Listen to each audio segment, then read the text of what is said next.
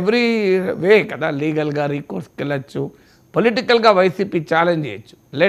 లేండి ఒక legislative sub committee వేయండి, మీరు కావాలంటే మీరు ఏదైనా సమాజంలో పెద్దలు రండి, మేము చూపెడతాం ఆ భూములు, డాక్యుమెంట్లు వాళ్ళ ముందు పెడదాం, మీడియా ముందు డాక్యుమెంట్లు పెడదాం, ఇంకో ఎక్కడ ఉంది చెప్పండి, ఇప్పుడు ఈ భూమి మేము తప్పుగా కొన్నామా లేదా, మేము పలానా భూమి పలానా వాళ్ళ దగ్గర పలానా సర్వే నెంబర్ ప్రకారం కొన్నాం, అది అగ్రిగోల్డ్ భూమి కాదు అని చెప్పమని అయిపోతుంది కదా.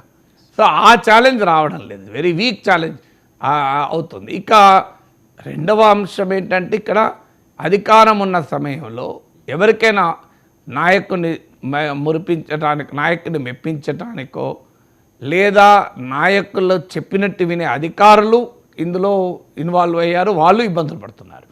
అందువల్ల రాజకీయ నాయకులకు అడుగులకు మడుగులొత్తి రాజకీయ నాయకుల అక్రమ లావాదేవీలకు ప్రత్యక్షంగా పరోక్షంగా ప్రయోజనం పొందుతూనే లేదా ప్రయోజనం పొందకుండా కూడా తప్పులు చేసిన అధికారులు కూడా శిక్షార్హులే. అధికారులు చట్టం ప్రకారం నడవాలి తప్ప నాయకుల ప్రకారం నడవాలి. జగన్మోహన్ రెడ్డి ఆనందం కోసం జోగి రమేష్ ఆ రోజు చంద్రబాబు నాయుడు ఇంటికి పోతే సో డెఫినెట్గా అది నేరమే కదా, ఇప్పటికైనా అర్థం చేసుకోవాలి.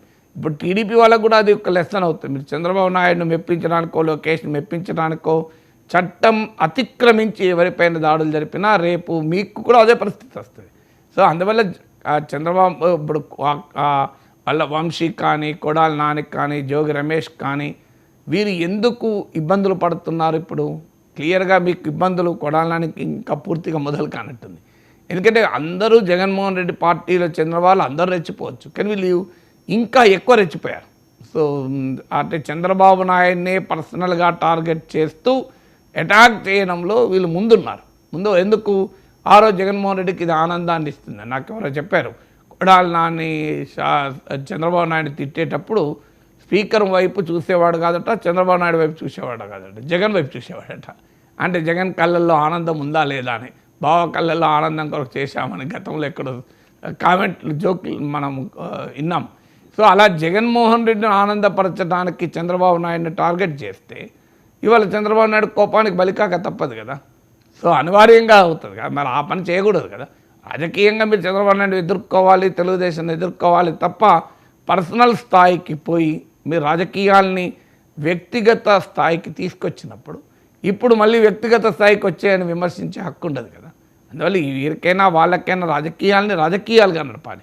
రాజకీయాల్ని పర్సనల్ లెవెల్కు పట్టుకొచ్చి ఫ్యామిలీ లెవెల్కు పట్టుకొచ్చి రాజకీయాలు జరిపితే అధికారం మార్పినప్పుడు అనివార్యంగా ఈ రకమైన వ్యవహారం వస్తుంది. అధికారం ఉన్నప్పుడు అడ్డగోలుగా రెచ్చిపోయిన ఎవరైనా ప్రజాస్వామ్యంలో అధికారం పోయినప్పుడు అనుభవించక తప్పదు. అది కక్ష సాధింపు కదా, అది రెడ్ బుక్ కదా అని అనలేం కదా.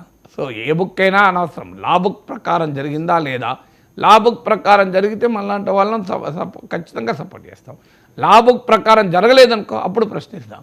సో అది రెడ్ బుక్లో రాసుకోవచ్చు లోకేష్, దాన్ని మనం ఆయన ఏ బుక్లో రాసుకున్నాడో నాకు తెలియదు, ఆ రెడ్ బుక్ నేను ఓపెన్ చేసి చూడలేదు. నేను నా వరకు వచ్చే వరకు అది లా బుక్ ప్రకారం అవునా కాదా అనేదే క్రైటీరియా. లా బుక్ ప్రకారం కూడా రెడ్ బుక్లో రాసుకొని లా బుక్ ప్రకారం చేస్తే అభ్యంతరం లేదు. రెడ్ బుక్లో రాసుకొని లా బుక్ విరుద్ధంగా లోకేష్ చేస్తే ఖచ్చితంగా అప్పుడు అడుగుతాం.